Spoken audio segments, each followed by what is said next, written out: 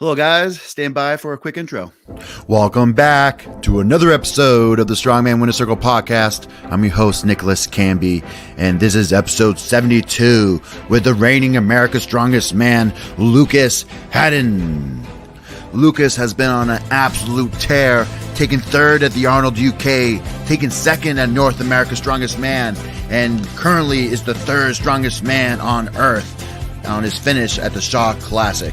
So let's sit down with Lucas to talk all things strongman, his preparations for America's Strongest Man, his title defense, and much, much more on today's episode of the Strongman Winner Circle podcast with Lucas Hatton.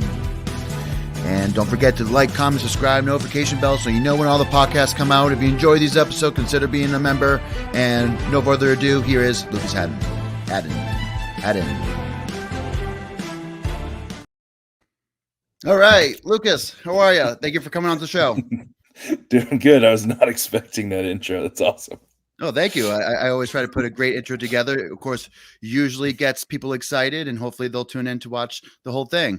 But I thought we could start with bullying people into competing at ASM Open category this year in Vegas. So I saw that you were bullying my buddy Peach Jones, aka Judas Peach, aka Brian Kitchen. So so far, how's it going? How's it going with that? We got him signed up. I tagged about 20 people in that post. Probably about 10 to 15 of them got back to me. I know a lot of guys have legitimate reasons that they're like, I'm busy, I'm doing OSG, I'm doing this and that. Well, if you do good in Americas, you don't have to do OSG. I don't know. That's very true. You get your Giants invite. To reiterate, because if, of course, depending on who wins, it doesn't. Of course, if the top person's already at Giants, it goes down to second. If that person's already at Giants, it goes down to third. So, of course, there's a lot of opportunity there. But also, it's going to be an OSG stream, so those guys are going to be watching. So I think it's pretty important contest to do. On top of the $20,000 prize money for first, and then paid out through seventh place. Is that right? All the way down to 10th. All the way down to 10th, excuse me. But I was thinking, who else we can bully? I think we should start with last year's lineup.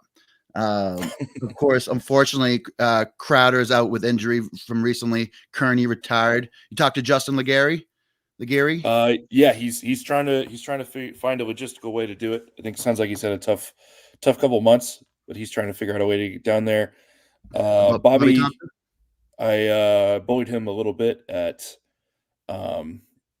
the Shaw, but I think most of the guys that are on the rogue roster just aren't all that interested. Sure.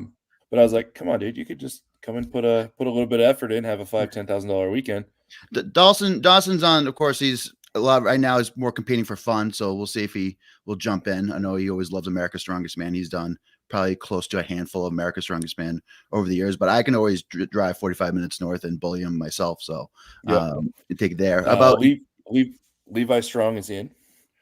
Cool. He just hasn't signed up yet. Hatfield's already in. Dylan Thompson is out as he's planning on. He's kind of had a weird year, so he's going to be back next year. Gabe Pena didn't get back to me. I don't know. We'll see. He's seems like he's focusing on the family and just training in the garage. So I don't really know what he's up to. Alan Cawley, that's an interesting one. Of course, he's been a pro since 2014. I was there when he won his pro card, and he usually likes to kind of jump in. Maybe not going to be in the running to win the contest, but he's always going to do very well in yoke, and he's always going to be a great personality for all the guys to hang out with. But we also could take a look at the 2022 results. So someone like Andrade, I think Wes Claiborne's still kind of hurt. Alex Kopp is still competing potentially. And then you have someone like Tim Buck, but I think he relinquished his pro card. So unfortunately, I don't know if that stuck because he's on the lineup. He's already signed up. Oh, even better. So I'm glad that didn't stick. But I remember kind of back then because he did like the amateur show thing about the Arnold amateur. So I guess we'll see how things kind of played out. Did you talk to Austin at all? Yeah. So he said it's possible if he feels good after Giants Live Vegas. They're just so close to each other. Oh, doesn't want to overcommit and book flights if he's hurting. But he's he seems if he's feeling good after Giants, I think he's going to do it. I think I can get him to do it. I actually just talked to him this morning. How about Big Ray from Arizona? Roy? Yes. Oh, Roy. That's yeah. Me and Alec actually just talked to Colleen, his girlfriend, yesterday. He's doing OSG, but he's trying to find a financially responsible way to do both if he can. So I just said, if you get top 4 or 5, it pays for itself. So just do good, and it's a financially good idea. Exactly. Believe in yourself. Believe in you can achieve. Do you remember back in 2021, big Josh Silvis? He ended up coming in and kind of lighting it up there. I don't know if he reached out to Josh at all. He said he's shooting to be back for next ASM. Okay, so he took a long period off. I don't know. I don't really know what happened in his life, but seems like he's back to training, which is really exciting. That dude.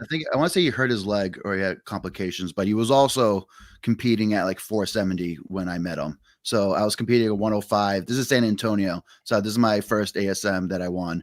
And literally I took a picture next to him. He's more than twice the size of me, which was wild. I can't say that anymore, but at the time I thought it was very wild.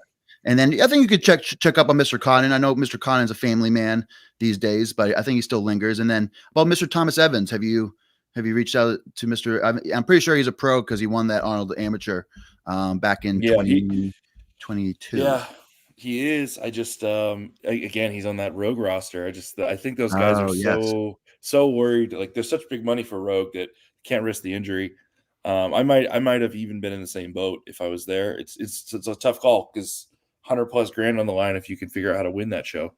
Ooh. So, yeah, I think once that comes out, will that be the biggest money show in the sport right now?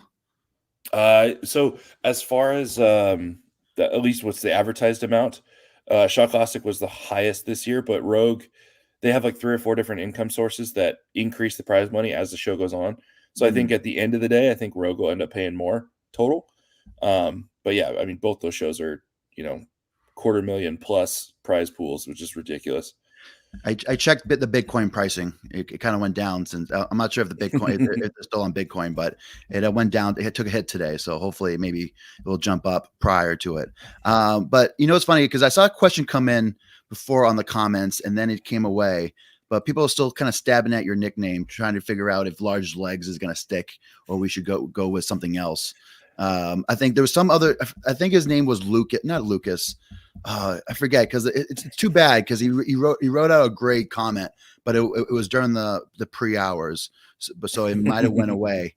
But the comment was something along the lines of he had something like double trouble Lucas, double trouble Hatton, or bazooka legs. Yeah, good one. All I'm saying is Matt Eisman has too much power. He can, as the announcer, he can just determine what I'm called for all of time. And he's really driving that large legs thing home. I don't know, man. I don't know if I definitely don't like that. Well, you can always you can always pick one and then pretend like Brian Shaw when he was back in like 2018 when he wanted anybody to call him Gigantor. And he was that from him? Well, I want to say like that's something that like Brian would have thought up of, and I think like behind the scenes, someone said like, "I want to be called Gigantor, guys. Please call me Gigantor." I don't know. I hear that just based on how he is. I feel like that was something like because I only ever heard that name at like Giant shows and stuff like that, where I'm like, that seems like something like Colin Bryce would find funny. And I don't know. I feel like that'd be the other way. If I was Brian, I wouldn't want to be called Gigantor. At a certain point, I'm just like, I like your coach's suggestion, the Quad Father. That could stick. Yeah, like it's the same thing, but it's at least a good name. Like it's a name, not just large legs. Absolutely. So the last one I forgot to mention was in terms of the ASM roster. I imagine T-Rex is also focusing on the Rogue Invitational, so he might not want to risk it at ASM as well. Did you reach out to Mr. Evan? No, I have not. I basically the dudes that are on that on the Rogue roster, I figured they're not going to do it. I did talk to a lot of them like in person when we were at Shaw. The one that I was pushing a lot was actually Trey. Because Trey's not on the Rogue roster. he does have Giants. He's doing one of the end of the year Giant shows. But it's not out of the question. Trey could show up. And Trey's an absolute problem if he does show up. So the events haven't came out yet, correct? No, they have. I think it's a situation where James Steffenbaugh, I think he's just a little bit stretched thin at the moment, understandably so. Mm-hmm. So a lot of the outward facing marketing for the show hasn't been great. And so I'm just trying to put it out as much as I can. So the events are Trump log, 300 or 360. Admittedly, I think that's a little light. I would have gone like maybe 330, 385, or press guy over here, I want 350, 400. But then there's a yoke down and back, pretty heavy. There's max distance Husafell. They're bringing out those America shields that they used a few years ago. They're doing a deadlift ladder, building up to a Kratos bar at 850. They're doing a stone series, and then the fifth or the stone series will be the last event. The fifth event is tentatively fingers, but it just depends if James has time to finish the build. So that might change. But yeah, that's the events. They're pretty basic strongman events, so it's not like anything crazy the guys would have to put in a ton of extra prep for. It's normal strongman. Let's figure out who's the strongest. So it's really easy to kind of bully guys into doing it. It's like you're prepped for a log, man. You can deadlift, you can do yoke. It's just normal strongman. All right. Well, it seems like an exciting show. Of course, the Olympia last time you had some great ones. So Will Yeager was the one that had the nicknames. So we had General Hatton, the ostrich egg, the mass squatch. Am I saying that correctly? The mass squatch. Bazooka, the old ham steak. Lucas, the old ham steak. The old ham steak. Pacific beef. Also, the Pacific beef. Damn. I think you got those at least could be shirts. I don't know if you started. They could be shirts. They could be shirts. I got a client. His wife is pushing for the Hitman Hatton because it's like I keep beating people that they don't expect me to beat. It's kind of cool. She made a little logo. The kind of funny though, the logo she made really quickly. The dude on it just looks like Hooper. It doesn't look like me. I'm like, hey, we need to rework that. That's not me.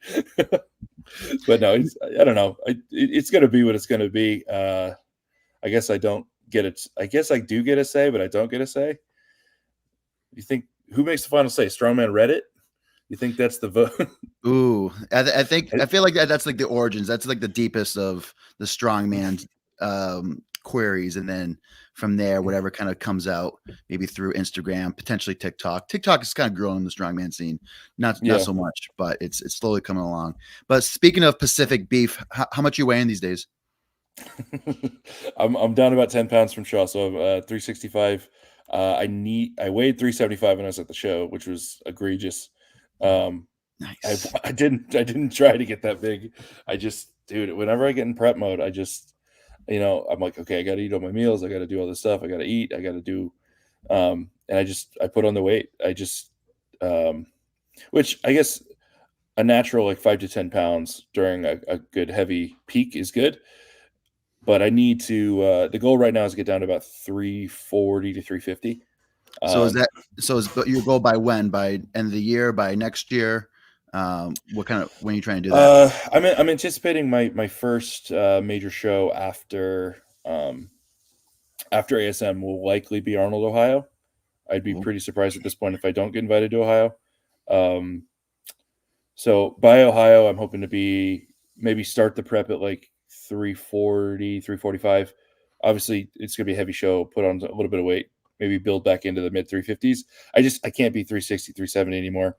It's uncomfortable. I'm very strong, but it's uncomfortable. Have you ever gotten any body fat percentages done? Not in recent history. We have an in-body at the gym. I'd be kind of curious to hop on that thing. I think when I did my in-body because we had in-body also at TPS, I think I was too big for it. So if I'm going to be too big for it, you're definitely going to be too big for it. So, because I think I gained like 30 pounds, but my muscle mass remained the same. So, So you I just gained fat. the dirtiest of bulls. Now, do you have any kind of bulking tips for someone like myself?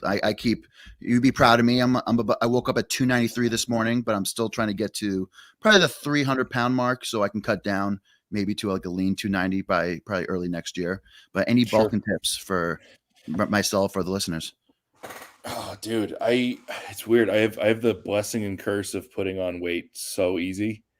I say that, but I took so I graduated college at 2017 at like 250, and I put basically 10 to 15 pounds a year on since then. And I don't feel like I do anything crazy with my food or training. Like, I am an expert at sleeping though. I might be the best at it. I sleep too damn much. Do you think like, for instance, like you get good quality, get your food in, good quality sleep, and that helps towards the weight gain? Because what was interesting was I was Mr. Brian Kitchen, aka Judas Peach, aka Peach Jones. He said that he was about 265 for a while, and he was struggling to gain weight. But once he hopped on his sleep app, is how he started gaining the weight pretty rapidly, and ended up at about 150 kilos where he is like right now. Mm-hmm. So I asked, do you have a sleep app or? No, I don't, and I should. I'm getting mine in a few weeks. Yeah, I tried it for about 6 months, and I don't think I slept more than an hour with it on in 6 months, and I tried hard.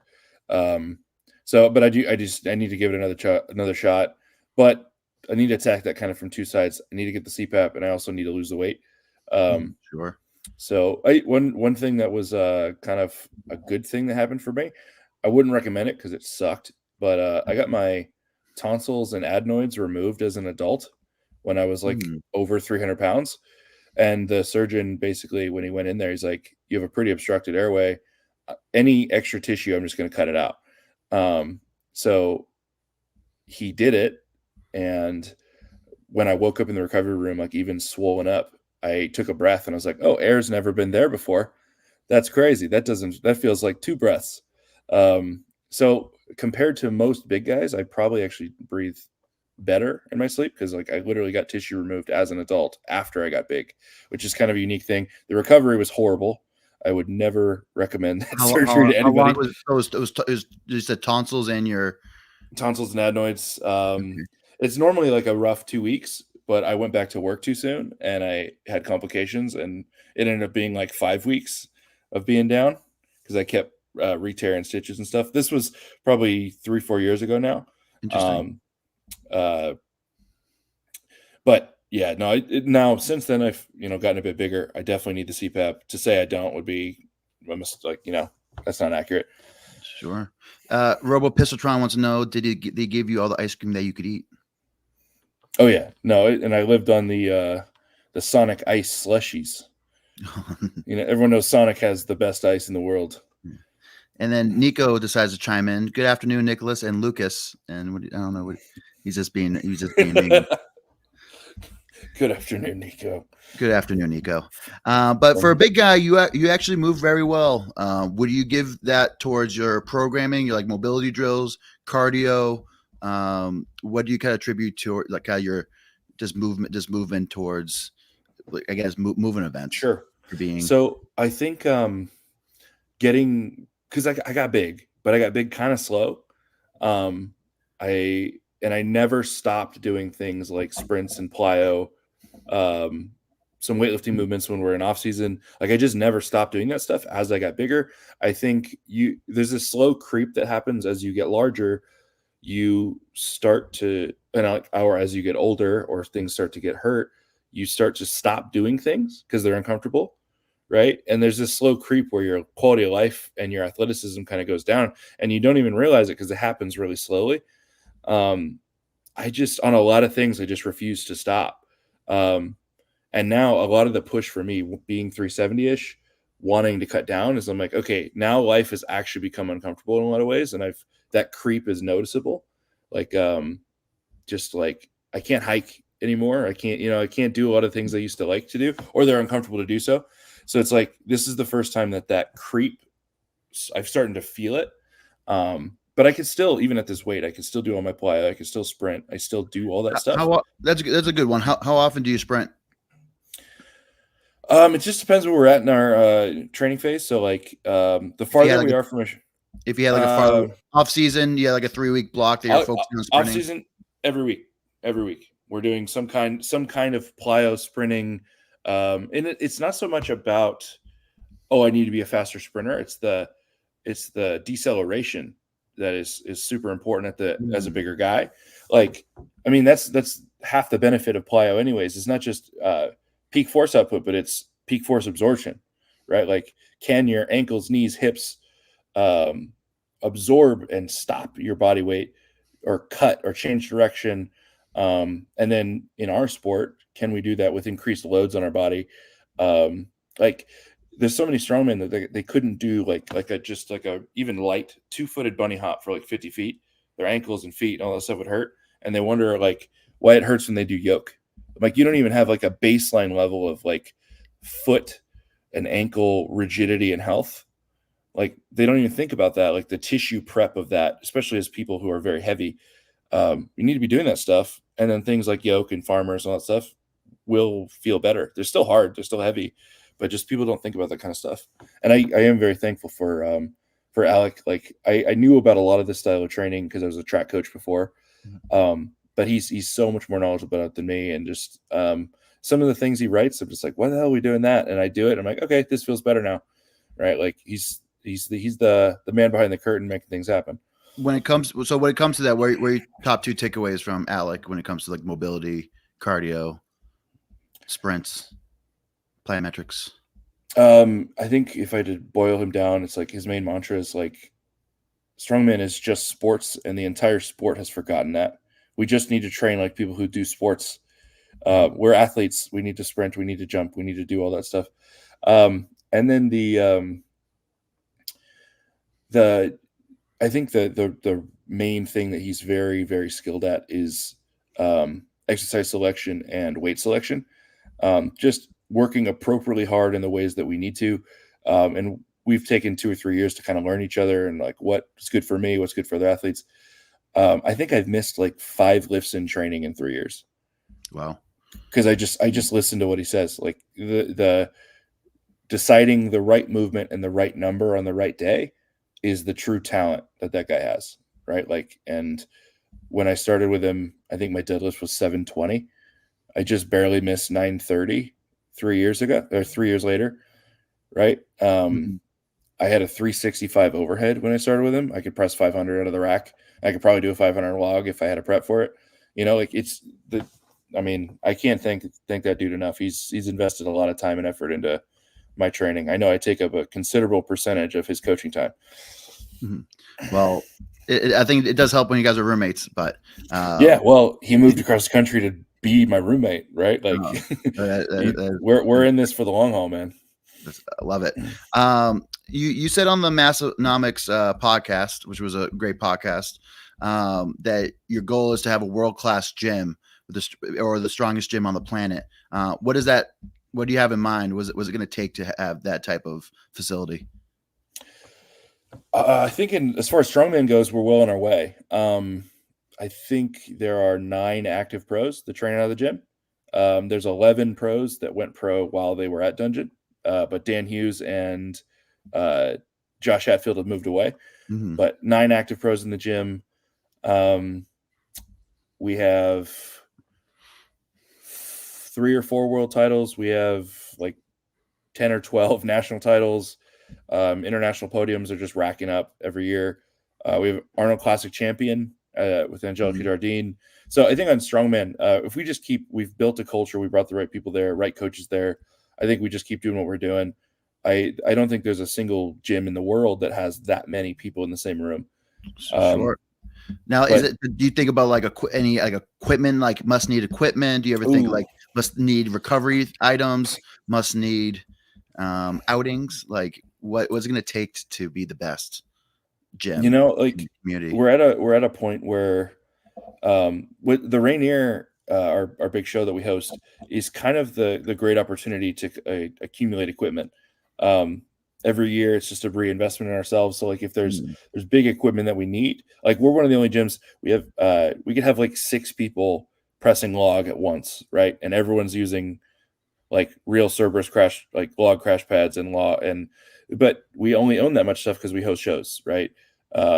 We have all of our bars of the brands we need, like, and it's reached a point where we're very fortunate. Like, the gym is starting to reach a more comfortable place financially, and it just that's all thanks to my business partner Ryan.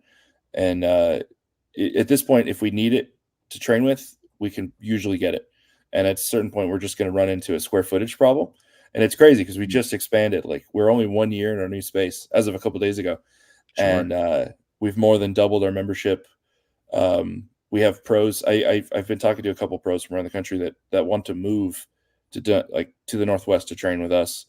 And I think the next kind of frontier for us is our mission statement is we want to be the best in the world at strongman, powerlifting, weightlifting.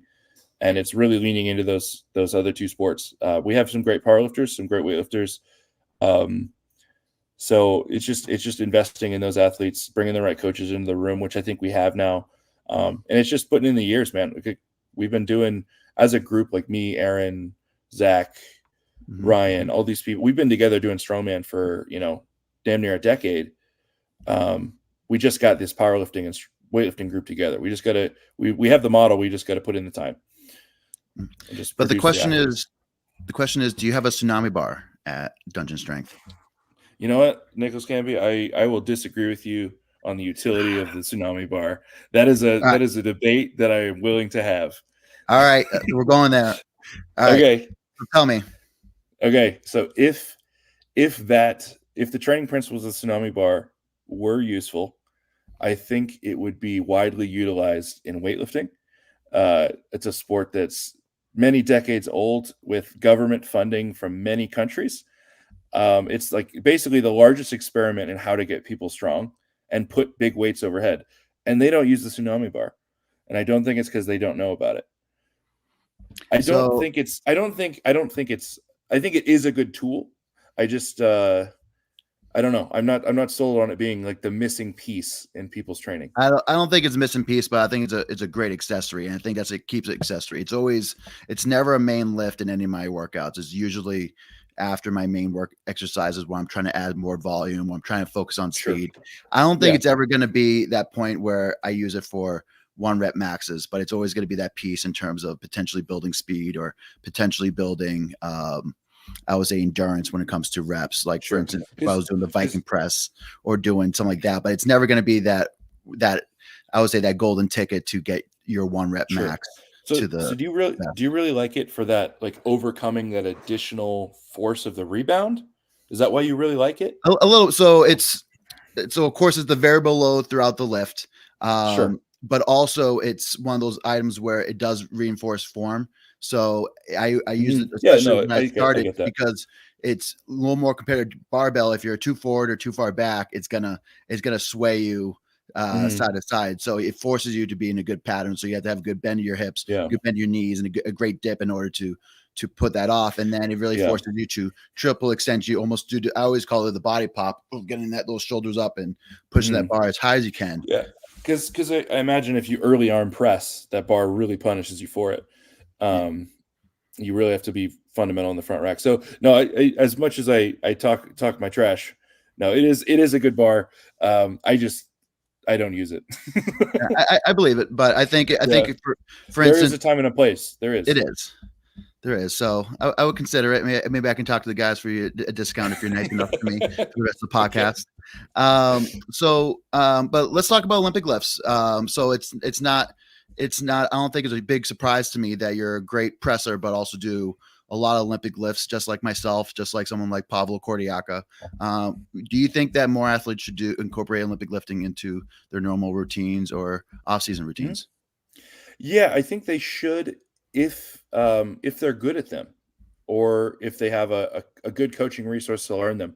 I don't think it's a good tool in the toolbox if every time you do a snatch session, you're just battling your technique. There's other great ways to work on triple extension and max force output with a barbell, right? There's a lot of other ways to do it. It doesn't necessarily have to be a snatch. I think a snatch is a great one to do. You know, if it is something you're technically comfortable with and you can hit it, once you're technically comfortable, you can hit it as hard as you want. You're not limited by your technique. Mm-hmm. It's a great movement. I think strongman in the off season, yes, you need to work on your weaker events, you know, quite often in the off season, but people just don't focus on being generally strong, generally fast. You know, you just need to enter your prep with your body feeling good and stronger than you were at the beginning of the last prep and faster, right? Like, so if they are comfortable, good movements for you, I think they should be in. Like Alex, the thing Alex always said is like 8 to 12 weeks out, we're doing weightlifting. We're not doing events, right? Like we're just getting generally powerful. I don't need to do more log, right? Like I will peak my log, but like I don't need to do 12 weeks of log every time it comes up. I need to enter that log prep with explosive legs, my body feeling good, appropriate mobility, and hitting my Olympic lifts helps me do that. Yeah, I believe it. Now, do you still snatch like in an off-season program if it was 12 weeks and above plus? Yeah. Because that's the one movement I think I started taking now probably after 2016 because it was just I was spending too much time on form, and then it was just almost counterproductive when I'm trying to do dumbbell and then snatch. It's just almost like too much shoulder range of motion and movement. But what's your best snatch? I just barely last peak missed 315. I've done 300 on a couple occasions. I don't care to attempt anything in between those two numbers. I want 3 plates, which I know is as good as like a 12-year-old Russian girl. But for me, I'd be quite proud of a 315 snatch. So I think my best was 294 when I was in the peak of it. And then there was one day where I hit 300 7 times, but I couldn't stand up. I hit it in the hole. I just stood there. I'm like, stand. It just never came up. Greek Goliath chimed in. He goes, I utilize the Tsunami Bar for my athletes. And if the Greek Goliath does it, then everybody should do it. Yes. The greatest presser ever in the sport of strongman, the Greek Goliath. The Greek Goliath. But in terms of like, if you had to choose like your 3 favorite Olympic movements, what would it be to program or for people that they should do it? I think that a really low skill curve one that they can just smash on day one, single arm dumbbell snatch. Love the single arm dumbbell snatch. I find it much easier to coach snatches than cleans for most athletes. Like a snatch high pull. I don't think there's even a necessity to catching the snatch. A snatch high pull is a really good one. And then one that we've actually started doing recently is a snatch balance. I don't know if you know what that is. I saw you do that recently. So on your Instagram or one of your vlogs. Well, maybe not even necessarily a snatch balance, but overhead squats. I know maybe people don't consider that a traditional weightlifting movement, but it does wonders to open up the shoulder and just be comfortable with weight overhead. It's just a lot of time with weight overhead and just learning how to get the chest and head through as you need to under load. A lot of heavyweight dudes could really benefit from some overhead squats. The really big guys might have to do it with a 8-foot squat bar at first. But I think single arm dumbbell snatch high pulls, because you could just rip on both of those with not a huge skill curve. And then I like the overhead squats quite a bit. Interesting. I thought you were going to say power cleans. If you're good at power cleans, sure. I can't front rack anymore, so I've lost my ability to do cleans. Once upon a time when I was a weightlifter, hang cleans would have been my favorite. But just interesting. What was the best hang? Did you strap up for hang cleans and just rip it? No, I my best ever hang clean was hook grip. I still don't know how the hell I did this. This is like one of the greatest lifts I've ever done. I was like 250 in college, hook grip, hang clean 405. And nice. It was dumb because I competed in weightlifting at the time. From the floor, my best clean was like 350, but I could hang clean anything. But I think that's just from being a thrower, like that short, I did a very short down up cycle for my cleans. Just that top 3 inches is super powerful for throwing. So used to love hang cleans, can't do it anymore. It kind of makes me sad. I haven't done it in a while, especially since the bicep, getting back with the bicep, but I do want to get back into it. I think I did some full clean and jerk last year. I think I worked up to 180 or 396. So I want to get back into it. But the big question I have for you today is, did you ever get any blowback on your post using Lizzo as a metric of weight? She happened to step away from the spotlight a few days after with a video. Oh man, I hope that yeah. Well, so that video almost got no traction, and then like a week later, I'm like on the plane going to Arnold, UK, and I'm like, oh, it has like 2 million views overnight, and it's just in the comments.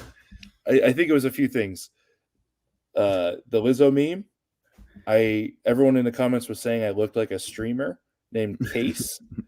Like, and I do. I look just like the guy. There's thousands of comments saying I look just like the guy.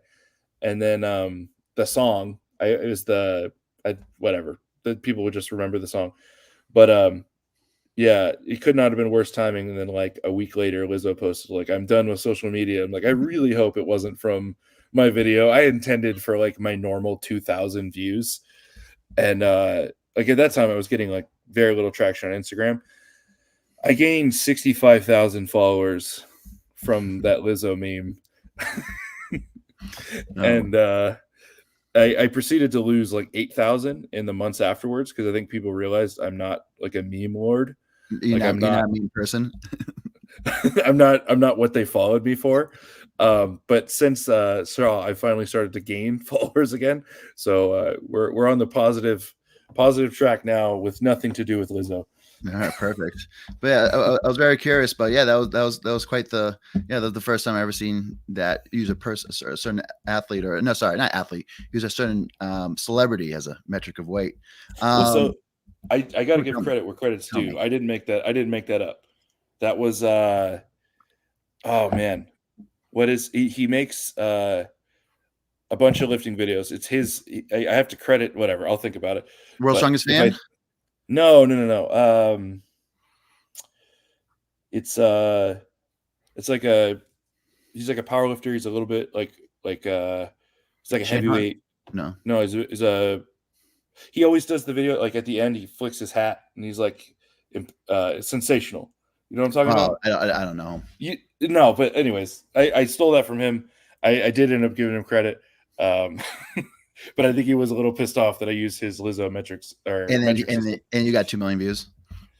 That's like seven plus and 65,000 fucking followers from it. Crazy. Impressive. Well, it was good. They got to see your talent. They got to see that you're America's Strongest Man. So, yeah.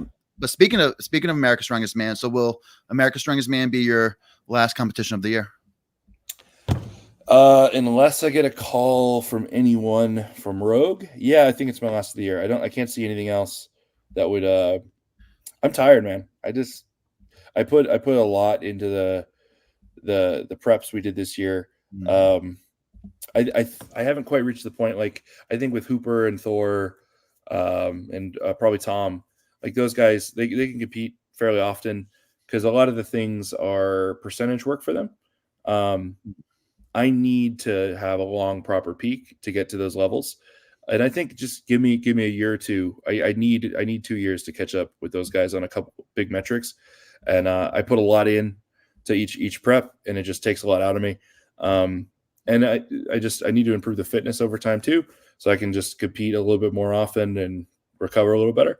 So yeah, just give me 2 years. You know, I might be on a similar schedule what those guys are doing. All right. Yeah, but yeah, work capacity is, I would say it's quite the item. Of course, it's being able to actually, I think Dane Bonin found the guy.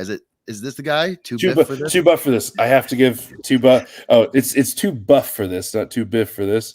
But yeah, too buff for this. That dude puts out really funny videos. But for a very long time, he's been using Lizzo as a unit of measure. He says Lizzo is 300 pounds. I was using it as 400 pounds. So I was actually factually incorrect. I did a Google search and it is about 300 pounds. Well, thank you for chiming in, Dane. But it's amazing. Like for instance, like I always say that people sometimes only have like 2 great peaks in a year, but you see someone like Thor and Mitch, they could be maybe not even close to their top peak, but still blasting away the competition and winning shows. So it's a real testament to their skill and real testament to their training to be that strong and everything. So let's just say ASM's your last contest. What does your off season look like? What do you want to really focus on? I know you mentioned about trying to slim down a little bit down to 340, but what other goals you have in mind? It really comes down to I need to really build my grip. I'd say, okay, so my three weak points, and they're getting closer to not being weak points at this point. My grip, because I'm good at traditional grip, like farmers, wheelbarrow, stuff like that. But if I catch that 880 frame at the Arnold, I don't think I can do it. Right. So I need to level up the grip. And things like arm over arm grip is actually my limiting factor. So like just weird crushing grip. So I think we're just going to attack grip in a lot of new ways this offseason. I need to perpetually build my deadlift. I was a bottom of the barrel deadlifter. Now I'm a pretty solidly mid-pack deadlifter. And as we saw at Shaw, if I can get 20 to 30 more pounds out of my deadlift, it's pretty safe to say I'm at about a 915, 920 pull right now. I just barely missed 931. So if I can get up to like 950 on any given prep, I think that's good on points. I'm trying to think what else. Throwing. Throwing. I got to beat like 4 more people. I didn't get last. You just need to get rid of throwing in general. Yeah, no, we both hate throwing. But I didn't get last at Strongest Man on Earth. I beat Maxime Boudreau, and it'll prove the only time I'll ever beat him in throwing. He just had a trajectory issues. I think I also beat Hoth and somebody else. I didn't get last. I thought I was getting last in that event. When's a win? I was. Everyone was laughing at me because I was straight up celebrating about hitting the opening height. Like I was very excited. Well, I love that. I love that plan.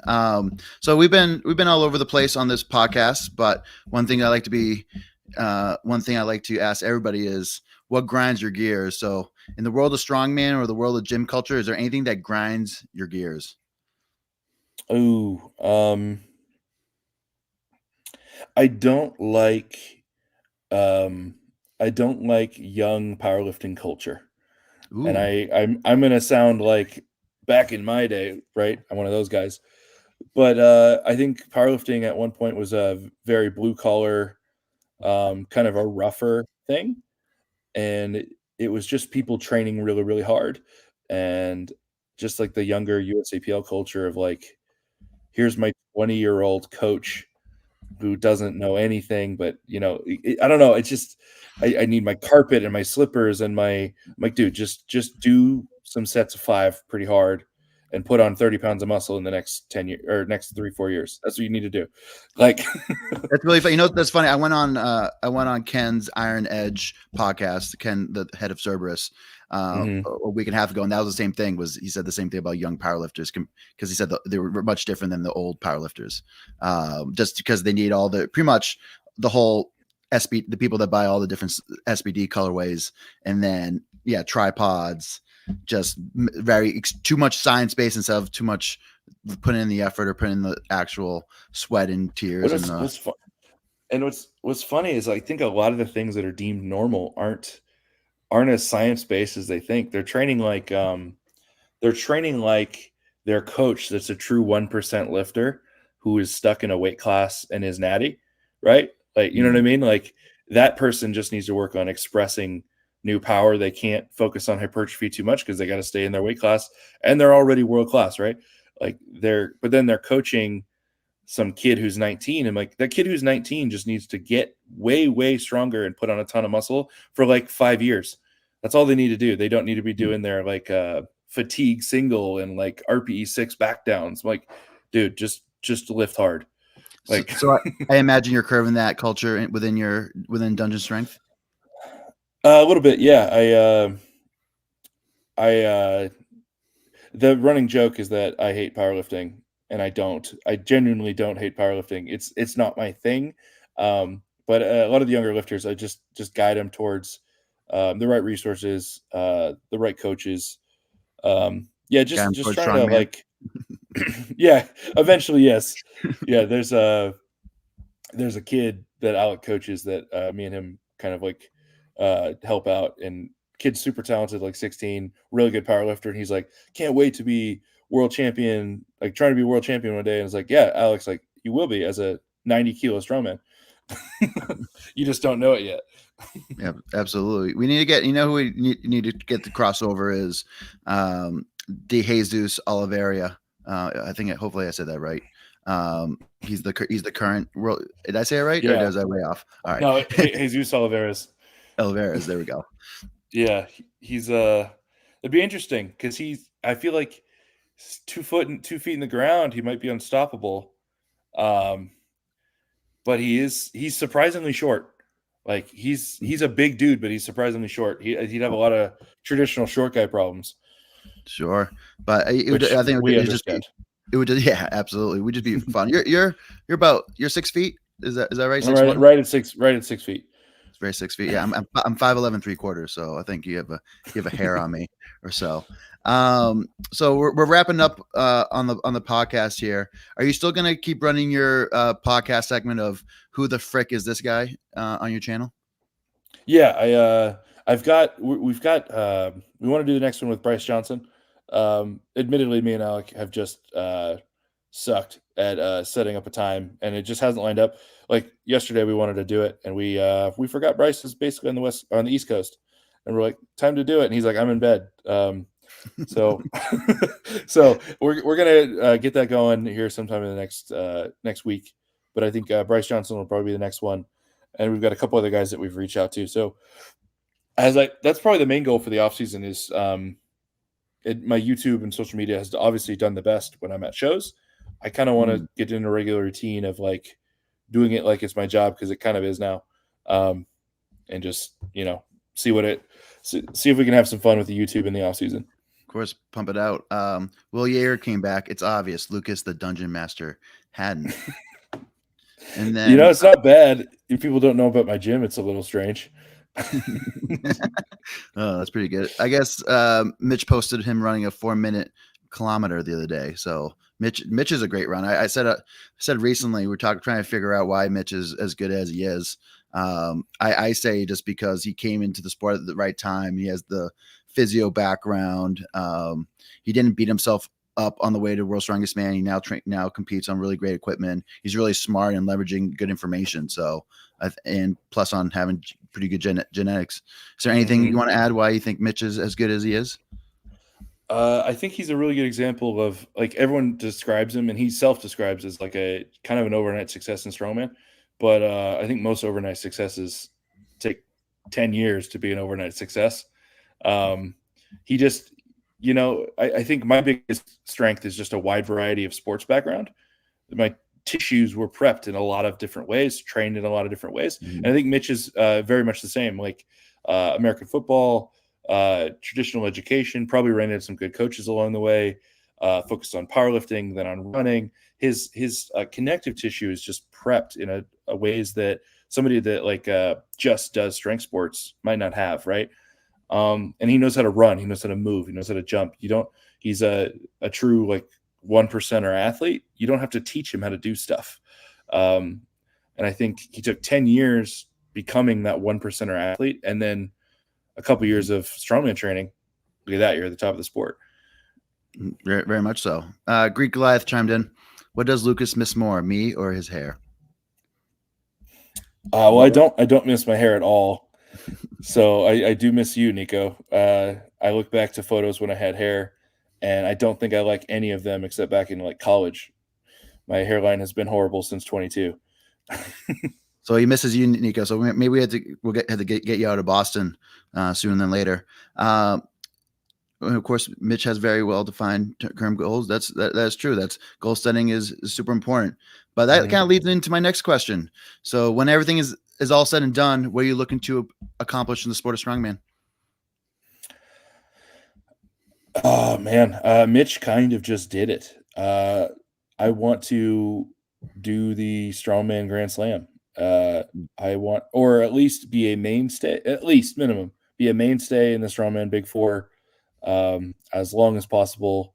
as long as I enjoy it, as long as I'm healthy, as long as I'm having fun, I want this to be my career, and it's very quickly becoming that. My job is being a strongman now, and it's so weird. A year ago, I couldn't say that. And as long as I can be a part of this awesome sport that's given me so much, I'm happy. And yes, I want to win World's Strongest Man. I want to win Strongest Man on Earth. I want to win the Arnold Classic. I want to do those things. There's a bald dude with a mustache standing in the way, and Tom Stoltman and Thor are not slouches either. And there's about 10 other guys that are murderers too. It's I might not achieve any of those goals, but I'm going to put a damn lot of effort into doing it, and I'm stick around as long as I can. And honestly, probably more importantly, through the gym, coaching, and competing, and I'm going to stay involved with the sport after competing. I want to leave this thing a little better than I found it. I look up to Brian quite a bit, especially after meeting him at the Shot Classic. Like, his impact is going to be a lot deeper than what he did competing, and I think a lot more of us need to start thinking of it, our experience in the sport that way. Like, it's not just the titles and competing. That stuff at the end of the day, 20 years down the line, is probably more important to me than the titles. But I really do want the titles. Absolutely. Robo Pistoltron mentioned, I believe it, Lucas is a podium guy for sure. Yeah, you're on what is it, 6 contest podium streak right now? 5. Well, 5. Did you include nationals? Well, so no, I lost the streak in between nationals. OSG, I got tied for 4th. But so I have 5 pro podiums. So every pro show I've ever done, I podiumed. It's technically a 6 podium streak if you include the Arnold Amateur. When I lost to Oscar by like that much. So, but yeah, 6 podiums in a row, 5 pro podiums. That streak's going to get a lot harder to hold as we get into things like the Arnold Classic. But I'm hopeful. And then there's another one. Potentially, if ASM goes well, get the Giants live spot. The World Tour Finals will be right after. So to see how the body's feeling. We'll see. Maybe that'd be the first one. Or prep for a whole year so you can really pick out either like a deadlift champs, a log champs, an axle champs. That'll be pretty cool. I don't know, man. I'm kind of torn. I get why a guy like Cooper and Singleton, like why those guys compete at all the Giants. It's cool. It's great financial opportunity, great exposure, good shows. Mm-hmm. I like my long preps in my off season, and like that's the model that I've used to stay healthy. If my year was just Arnold, Worlds, Shaw, Rogue, and maybe ASM North Americas, I'd be fine with that. Like, I don't know if I'm ever going to be a guy that's like, I'm going to do 5 Giants this year. Like, at a certain point, I think every time you compete, you ruin 2-3 weeks of prep for a bigger show. But what if like you could always go into, you don't have any aspirations for a record? Like, for instance, you could potentially just go in as a guest and only just do 1 lift and an axle championships or a log championships. Be like an Iron Bibby. I don't think it's worth it. So like where those shows fall in the year. So let's say you get invited to Rogue Invitational. If you compete in a contest, whether you believe it or not, you've ruined 2 weeks of training for the Rogue. Like, so right in the middle of Rogue prep, you've just spent 1 week deload into your log lift championships. Mm-hmm. You get accumulated to in a time zone. You then come home and you have to deload after the show because you do hurt whether you admit it or not. Right. I just I'm pretty picky when I compete, and I have no issue saying no. I want to keep the body healthy and in one piece and competitive. The model I've been using has made me podium every time that we've competed. And I'm not in a rush to change that. And people find it weird. And I know, like, people are like, why the hell did you say no to Worlds? It wasn't the right decision for my body and for my professional life. So I have no issue saying no. I think looking back at it, I think it was potentially the right choice because, of course, you went on a slew, it went on a tear. So I think it's the right opportunity. Of course, I was biased because I wanted to compete with you again, but of course I understood that a lot going on. So I would say a lot there, a lot to dissect. Of course, it will be excited to re-listen to everything. There's some questions coming in. Do you have another 5 minutes? I do. All right. So I got nothing going on today. if a dumbbell for max came up in a show like Worlds with Arnold, how heavy could you push it? Joseph Tower. That's a great question. That's a question I want to know myself. At the Arnold Amateur, when we last competed, I just barely missed 300, and that was 2 years ago. And I have gotten much better dumbbells since then. I have no doubt I can go 300 plus because I've been doing 285 at the end of ladders 2 times now. I just never had a reason. That dude in Russia has the world record now. Yeah. David Shami. Yes. I've competed against him a couple times at 105. It sucks that he can't leave Russia really and compete elsewhere, but hopefully one day we're able to sneak him out and get him in front of. Like he sits like at 130. Not even he's pretty light. Yeah. So to say, oh, I'd break the world record, it's just such uncharted territory that I don't know. I think if I committed the time and prep for it, I think I could break the world record in the dumbbell. But yeah, you never know until you have 330 on your shoulder. Absolutely. There's a what if, what would you hit on the log if you were at the log open in Giants Live? So let's just say hypothetically you did a small prep and you just went over there. What do you feel like you could do? So I have no doubt I have 220 kilos in me. So about 485. Yeah. I have not a doubt in my mind. I hit 465 at North America's on one of the most challenging logs. Like if anybody's ever been in North America's, it's a 10-inch log with 2-inch handles, and it's just a rusty nightmare. It's a tough log. It's one of the hardest logs I've ever used. And I hit 465, and it was a speed rep, just easy. So 220, 485, 100%. I know I could hit that. Now, are you planning to push press from on? Are you gonna keep the split jerk in your arsenal, or I can't get the split jerk to feel good on the log. I don't get the same dip and drive on the log. So I'm going to push press the log, much to Alex's dismay. That man loves the split jerk. Like if I think there might be a time that I switch for maxes, but as far as for reps and stuff, it doesn't make sense. If your push press is so strong that it doesn't really make sense. But no, Alec had to chime in. I personally think he's capable of 153. Okay, thank you, Let's Alec. Figure that out. Absolutely. When we get a shot. So you have your coaching available. You have of course you're busy on Instagram. You're busy on YouTube. I'm going to have that on the later in the description, but also I'm going to repost this on a separate for its own show. So it'll be in the description so they can find you. Where else can they find you online? No, Instagram and YouTube is pretty much it right now. No Twitch, no Discord, no Twitch, not yet. No not LinkedIn, yet. No. I think my LinkedIn still says I run a security company. That's a couple years old. The other thing you can do is follow Dungeon Strength RX on Instagram. That's my gym. I run it with two of my best friends. Great coaches. Just a lot of good education coming out of that page. And if you're in the Northwest, it's one of the best gyms around. So just stop by. That's my spot, and I'd love to show it to you. Tell Ryan Terry that I always appreciate the invite to the Rainier. It just hasn't worked for me the last few years. But one of these days, I'm going to come out and meet him in person. I met Sal a couple years ago at ASM, but I haven't met Ryan yet. Yeah, I think it's going to be the Rainier is not officially scheduled yet, but we're going to go after Worlds this year, not the same weekend as Worlds. All right. Yeah, so we'll still be like May, early June. But it's definitely going to be after Worlds. I can't double book that again. And then Kurt McGirt says, love you too. We love you too, Kurt. And to finish off the show, Lucas, one piece of advice you want to leave the listeners. Ooh. Man. Not to get too philosophical, but be pessimistic of what you can do in the next month or two, but very optimistic what you can do in the next couple of years. It's kind of crazy. I was in parking lots a couple of years ago competing, as all the pros were. And I always was like, oh, I'm going to deadlift this in 3 months. And I didn't. But we just kind of stuck with it, found a coach that worked, found a model that worked. And I can't believe the opportunities are coming right now and the lifts that are moving. Just put in the years, not the months. It's just going to take time, but you can do it.